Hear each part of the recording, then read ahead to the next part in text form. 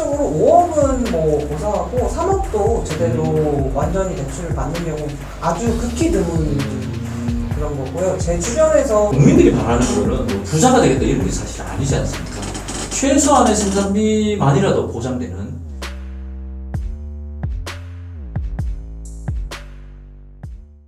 네, 안녕하세요. 최근의 농업 동향을 한눈에 알 수 있는 농정넷 이슈 브리핑 10번째 시간입니다. 진행을 하는 저는 경북의 복숭아 농사꾼 이영수입니다. 반갑습니다.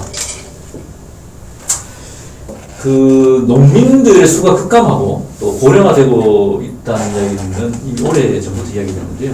한편으로는 최근에 청년 농업인들에 대한 정책 관심이 많아지고 있습니다. 그래서 오늘 청년 농업 정책 현황에 대해서 좀 알아보고자 합니다. 아주 오늘 귀한 분을 모셨는데요.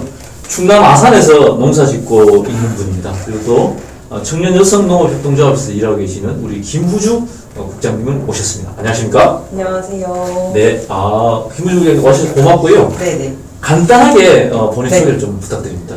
네, 저는 충남 아산에서 유기농 배과수원을 운영하고 있는 김후주라고 합니다. 반갑습니다. 네. 듣기로는 3대째 네네. 가업을 물려서 네네. 농사 짓고 있는데 네. 유기농 배 농사를 짓고 계십니다. 네네네. 지금 그러면 귀농 농사 짓지 몇 년 되셨죠? 8년 정도 됐습니다. 귀농했던 계기나 이건 좀 한번 얘기해 주시면. 부모님이 예. 물려주시려고 저희한테 제안을 하셨고 둘째도 하려고 했는데 이제 제가 아무래도 장녀시구나. 장녀다 보니까 제가 맡아서 승계를 하게 됐습니다. 제가 듣기로 이제 귀농하기 전에 뭐 석사과정 대학원을 다니셨다고 그러던데. 네, 원래 제가 학교 다니는 거를 좋아해가지고 그렇게 연구 같은 것도 하려고 했었는데 이제 부모님이 농사를 지어라 해가지고 꿈을 접고 내려왔습니다. 뭐 후회하지는 않으시고요? 반반인 것 같아요. 근데 그래도 만족하고 있습니다. 지금. 대학원의 전공은 뭐였죠? 철학과 사실 농사 지으면 철학자가 되죠? 그쵸, 맞아요. 네, 진짜 그래요. 그쵸. 진짜 되게 사유할 그런 거리가 많고, 요즘 특히 더 그런 것 같아요. 그런 기후위기나 환경이라든지 그런 전 세계적인 정세 같은 걸 보면은 농업에 대해서도 좀 더 중요하게 생각해야 될 때가 아닌가 그런 생각. 이거 너무 반갑고요. 네. 그리고 제가 이제 통계를 보니 이제 20대, 30대 이제 귀농을 하는 이유 중에 하나가 농업에 대한 비전이 있어서 이제 귀촌하는 사람들은 사실 환경이나 이런 문제를 많이 따지는데 한 34% 정도는 농업에 대한 미래 비전이 있어서 온다는 이야기를 하거든요. 예, 대학교를 나오고 다 이제 도시에서 그냥 학생뿐만이 아니라 이제 직장을 다니시던 분들도 많이 내려오시는 분들도 많아지는 것 같고요. 지금은 청년들은 인식이 많이 달라진 것 같아요. 그렇죠. 어쨌든 너무 반갑고요. 본격적으로 한번 청년 농업인에 대한 이야기를 한번 해볼게요. 지금, 청년 농업인들의 비중이 지금 0.7% 정도밖에 안 된답니다. 22년 기준으로 한 7,036명. 그게 한 3년 전만 해도 한 1.2% 정도 되는데, 한 3년 새에 0.5% 감소했고요. 상대적으로 60세 이상의 고령농들은 49.8%, 50%에 달합니다. 이것도 한 3년 전에는 42%였는데, 그새 한 8%가 증가한 거예요. 또 한편으로 보면은, 청년 농업인들에 대한 지원 정책이 굉장히 많다라고 이야기를 들었어요. 대표적인 정책이 있으면 좀 소개 좀 부탁드립니다. 원래는 이제 두 가지로 나눠서 이제 지원이 되고 있었는데, 청년 창업농 정착 지원 사업이라고 청창농이라고 불리는 그 사업이 있었고, 그 전에부터 있었던 후계농업인 이제 지원 사업이 있었는데, 이제 그것이 하나로 합쳐져가지고, 후계 청년농 육성 사업이 돼가지고 이제는 큰 사업이라고 하면은 그거 하나인 걸로 알고 있어요. 네. 그리고 혜택은 예전과 똑같았나요? 혜택이 늘어난 것처럼 이제 말씀을 해주시고 홍보를 많이 하고 있는 상황인데 실질적으로 현장에서는 조금 다른 분위기가 좀 있습니다. 그러니까 원래 이제 3억까지 저리 대출을 해주는 그런 지원 사업이 있었는데 이것을 5억으로 늘리겠다라고 이렇게 약속을 받았지만 현장에서는 그게 실행이 되고 있지 않은 3억도 지금 안 되는 경우가 대다수이고 이제 5억을 받는 거는 현장에서 가보니 사실은 불가능하더라라는 예, 목소리가 많은 편이에요. 그러면 제가 한번 정리를 해보면 예전에 후계농하고 청년창업농이 네. 별개의 사업이었는데 네. 이게 합쳐졌고 네, 그리고 그 금액이 예전에는 3억까지였는데 네, 5억으로 늘어났고 네, 그리고 예전에 5년 거치 10년 분할 상환이었는데 네. 5년 거치 20년 분할 상환으로 네, 네, 네. 이렇게 확대됐는데 그리고 또 네. 이자도 싸죠. 네, 이자가 금리도 원래 2%였거든요. 네. 2%였는데 이제 1.5로 낮춘다고 음. 이렇게 지원 내용이 좀 바뀌고 아. 좀 확대된 부분은 있지만 있는데 실제로는 어쨌든 그렇게 네. 보이는데 실제로 청년 네, 농업인들이 그 5억을 받을 수 없다는 거구나. 그쵸, 그쵸. 예, 예, 이유는 예. 뭐죠?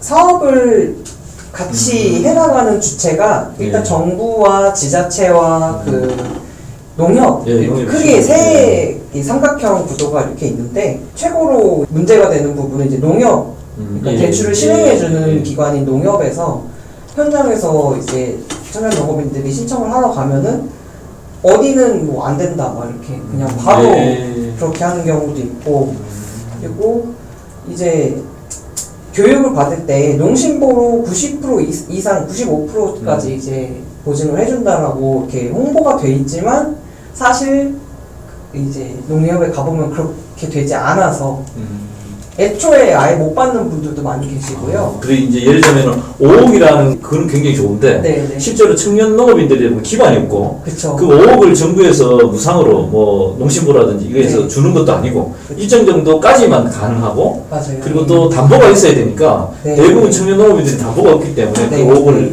빌릴 수도 없고 네. 실제로는 5억을 지원한다고 하지만 청년 농업인들이 그것을 받기는 굉장히 어려운 현실이다. 맞아요. 이런 이야기죠. 네, 예. 실질적으로 5억은 뭐 고사하고 3억도 제대로 음. 완전히 대출을 받는 경우 아주 극히 드문 음. 그런 거고요. 제 주변에서 이제 한번 조사를 해봤을 때는 90% 이상 3억 전부 다 받는 친구들이 거의 없을 정도로 못 받는 친구가 90% 정도 된다. 그렇죠. 예, 예, 예. 청년 농업인이라는 것 자체가 기반이 없는 경우가 예, 많잖아요. 그렇죠. 그리고 뭐 학교를 다니다가 이제 농업에 들어온다고 하면은 금융 거래 기록도 없고 그러면 신용 등급 자체가 없는 상황이에요. 예. 그래서 대출을 실행해 줄 수 있는 그런 자료가 없는 상태에서 시작을 하게 되면은 더더욱이 농협 쪽에서 심사를 할 그 데이터 자체가 없으니까 대출이 막 안 된다라고 하는 데도 있고. 어쨌든 그러면 실제적으로 이 정부 대책이 실효성을 발휘하기 위해서는 네. 기반이 없는 청년 농업인들이 네. 지원을 받을 수 있도록 네. 뭐 농심보를 확대한다거나 네. 대출 조건을 완화한다든지 이런 후속 조치 보면 있어야 되겠네요, 그죠? 저희는 그래서 많이 얘기하는 게 음. 차라리 5억, 3억 다 준다고 홍보를 하지 말고 정확히 농심보가 어느 정도까지 이렇게 지원이 되고 정확한 가이드라인에 따라서 이 정도까지 할 수 있다는 거를 이제 컨설팅을 받거나 좀 정확하게 알려줬으면 좋겠다는 얘기죠. 오케이. 네. 알겠습니다. 근데 또 한편으로 보면 기존에 있는 농민들거든요. 네. 지금의 농업 예산이 전부 다 청년, 뭐 귀농 이쪽으로만 간다. 그래서 기존 농업인들이 홀대되고 있다, 역차별 당하고 있다. 이런 이야기도 있긴 있거든요. 네. 예. 근데 어쨌든 그 청년 농업인들이 겪는 가장 큰 어려움들은 뭐 어떤 걸까요? 어려움 같은 경우는 뭐 많죠. 그 케이스마다 다 다른 것 같아요. 예. 그래서 후계농의 경우는 뭐 후계하는 과정에서의 그런 뭐 부모님과의 갈등 아니면은 뭐 공동체적인 부분에서 그런 기존의 지역 사회와 이제 좀 이질감이 있는 그런 예. 것들도 있을 수 있고 이제 청년 농업인들이 창업했을 때, 귀농했을 때, 뭐 연구가 없을 때는 뭐 금전적인 부분이나 그렇죠. 기반이 없는 게 문제가 될 수 있겠죠. 올해 농사진이 한 8년 정도 되셨죠? 네, 네. 예. 청년 농업 정책에 특별히 관심이 많은 걸로 알고 있는데 네. 청년 농업인들이 정착을 잘하기 위해서 좀 어떻게 해줬으면 좋겠다. 뭐 이런 뭐 제안이 있으면 좀 이야기해 주시면 좋겠습니다. 네, 지금 청년 농업인들 아까 말씀하신 것처럼 안 그래도 농업 인구가 많이 줄어들고 있는데 그 중에 0.7%밖에 안 된다는 거죠. 1%가 안 된다는 건 굉장히 심각한 상황이고 인구 절벽 상태인 건데 사실 요즘 청년들이 굉장히 영리하고 이게 계산을 해봤을 때 내 미래가 보장되지 않는다면 거기에 이렇게 뛰어들기 어려운 상황이기도 하기 때문에 좀 정책이 혁신적으로 많이 확대되는 것도 많이 바라고 있지만은 좀 세밀하게 그 다양한 청년 농업인들이 있잖아요. 아까 네. 말씀드린 것처럼 너무나 다양한 청년들이 있기 때문에 이 친구한테 필요한 것이 무엇인지 이런 걸 다 따져가면서 섬세한 이제 정책 지원이 네. 됐으면 좋겠다는 생각이 들어요. 혹시 뭐 윤석열 정부가 들어서고 청농업 정책이 뭐 달라지거나 아니면 좀 윤석열 정부에게 좀 뭐 바라는 정책 뭐 이런 게 있으면 좀 이야기 한번 해주시면. 네, 지금 정부에서 청년 농업인 육성하겠다라고 하면서 홍보를 하는 사업들을 보면은 뭐 몇 억대 저리 대출, 뭐 무슨 생활지원금 몇 천만 원 막 이렇게 홍보를 하고 예. 그거에 굉장히 집중을 시키고 있는데 저는 오히려 그런 것보다 어떤 경험이라든지 기회, 뭔가 실패할 수 있는 기회라고 많이 하잖아요. 안전망을 좀 해주고 다양한 그런 경로를 탐색할 수 있는 청년들이 그 농촌에 내려와서 살아보고 농사를 진짜 지어보고 팔아보기도 하고 실패도 해보기도 하면서 그렇죠. 예. 그 정착할 수 있는 발판을 마련해주는 그런 무형의 그런 지원 시스템도 저는 필요하다고 생각하는데 특히 그런 산업적인 부분에서는 스타트업 같은 거라든지 뭐 규제 샌드박스 이렇게 해가지고 예. 굉장히 많고 다양한 그런 지원이 있는데 농업계는 좀 그게 부족한 것 같아요. 그래서 인큐베이팅 시스템이라든지 그런 것들을 좀 적용을 시켜서 막 돈을 막 주겠다 이런 것보다 너가 정말 농촌에 내려와서 지낼 수 있니? 농사를 지을 수 있겠니? 라고 이렇게 물어보고 그런 문을 열어주는 지원 사업이 많이 생겼으면 좋겠습니다. 알겠습니다. 우리 후주씨 모시고 너무 좋은 시간이었고요. 우리 전국의 우리 청년 농업인들 화이팅 한번 하시면. 예, 우리 청년 농업인들 화이팅! 윤석열 정부의 농정 컨트롤 타워가 없다 이런 우려들을 지금 굉장히 많이 하고 있습니다. 그 원인에 대해서 보면은 우선은 지금 농산물 생산비 폭등에 대한 대책이 지난해부터 사실 굉장히 문제가 됐는데요. 그럼에도 불구하고 그 대책이 지금 뚜렷이 마련되지 않고 있는 상황입니다. 대표적인 게 이제 비료값 인상인데요. 윤석열 그 대통령이 이제 대선 당시에 비료값에 대한 차익에 대해서 전폭적인 지원을 하겠다라는 공약을 내세웠는데 당선 이후에 오히려 그 공약을 지키는 것이 아니고 비료값에 대한 지원 예산을 대폭 삭감을 했습니다. 그래서 농민들의 반발이 굉장히 심했고요. 그래서 일정 부분 다시 이제 복구하는 모양새는 갖춰졌지만 여전히 지금 폭등하는 생산비에 대한 대책이 전혀 없는 상황이고요. 그러다 보니 광역 도별로 생산비 지원 정책을 뭐 각각이 수립하고 있는 상황입니다. 몇 군데만 좀 소개를 해드릴게요. 강원도 같은 경우는 반값 농자재, 그래서 전품목 구입 비용의 한 50%를 논밭에 따라서 지원을 하고 있는 상황이고요. 그리고 농업용 면세유 관련돼 가지고 리터당 150원을 지원을 하고 있습니다. 충남도 마찬가지입니다. 리터당 100원의 면세유 지원을 하고 있고요. 경남도 전기요금 관련해서 올해 1분기 인상액의 50%, 그리고 전북도 마찬가지입니다. 전체 유종 8종의 리터당 상승분의 55%, 90원에서 한 300원 정도의 지원을 하고 있는 상황이고요. 전남도 마찬가지입니다. 인상분의 50%, 전기요금도 인상분의 50%를 지난해 4분기 인상의 50%를 지원을 하고 있고요.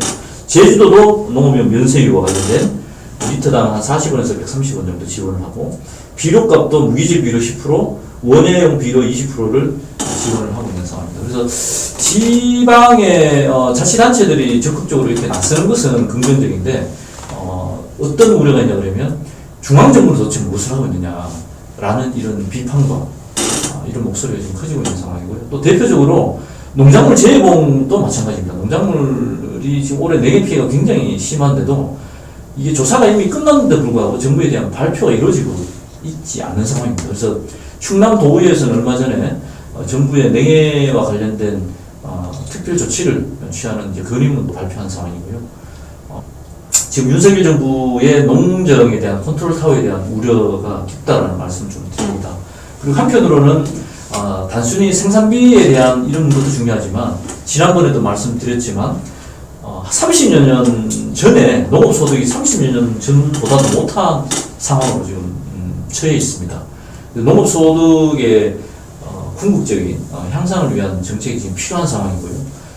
그래서 그 중에 지금 최소한의 생산비만이라도 보장되는 그런 적정 가격을 생산비를 보장하는 적정 가격을 요구를 하고 있는데, 그래서 그 이름이 뭐 적정 가격이 되든 아니면 공정 가격이 되든 뭐 최저 가격이 되든 어떤 방식이 되든 간에 생산비가 보장되는 농산물 가격 보장에 대해서 범정부적으로 정치권에서 논의를 해서 이 문제가 조금 원만한 해결책을 좀 가졌으면 좋겠다라는 제안을 다시 한번 드리는 바입니다. 예, 그리고 끝으로 지금 후쿠시마 원전 오염수와 관련된 폐기 처분에 대해서 국민적 여론의 반대 의견이 대단한데요. 그저께 발표됐죠. 그 우럭에서 180배의 세슘이 검출됐다고 합니다. 여기에 대해서 국민들의 우려가 굉장히 심한데, 국민의힘에서는 그 우럭이 동해안에 올 리가 없다라는 이야기에서 오히려 더 공분을 사고 있는데요. 아무튼 후쿠시마 원전 오염수에 대해서 우리 정부가 좀 적극적으로 주동적으로 나서서 국제해양재판소에 제기를 해서 당장에 투기가 되는 것을 우선 저지를 해놓고 이후에 이제 좀 해안을 무색했으면 좋겠다라는 부탁을 좀 드립니다. 오늘 준비한 소식은 여기까지입니다. 우리 농업 농촌이 제 가치를 인정받고 우리 농민들이 행복한 세상을 감사합니다.